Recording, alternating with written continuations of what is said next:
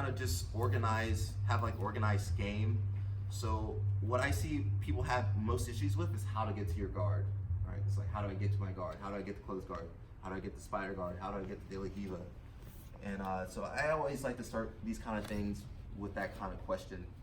And jiu-jitsu should make sense at the end of the day. It should, like, you know, if I show you a technique or your instructor shows you a technique, it shouldn't be so far-flung where you're like, man, I don't know. Like, it should be logical, okay?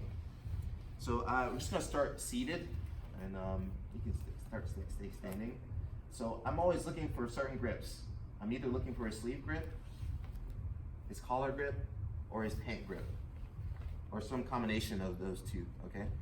So it's really important you guys need to know your grips going into like your training or your matches, because a lot of people, they don't know what grips they want to get, and then they get into a scramble where they're just kind of grabbing kind of desperately, okay? So always have in mind what grips you're looking for, and of course, you know, maybe I try to get this grip but he breaks, and then maybe I have to switch my grip, okay? But if you already know beforehand, like if he breaks the grip, it's fine, just I need to get a different grip, it's gonna help you guys out a lot, okay? So one thing we're just gonna start with, and it's really basic, and I didn't really know this until I was like a black belt, so that'll be good for you guys. You guys all know the leg windmill drills? So this actually helps you with your guard retention. So I'm just gonna have Tony try to grab my legs, and all I'm gonna do is just move them around. It looks weird. I used to make fun of people for doing that, now I do it. And what happens is when your legs are static, it's easy for him to grab, right? And then now he's gonna Toriando, he's gonna throw. But if you just get in the habit of moving your legs around, it makes it a lot harder, okay? And I don't just sit here doing this weird stuff. As he's trying to grab, I'm either gonna look for one of his sleeve grips or one of his collar grips or one of his pant grips, okay?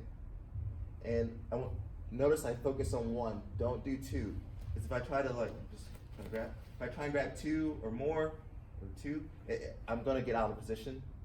So just focus on one grip, guys. Be hyper focused, okay? So you're just gonna move around.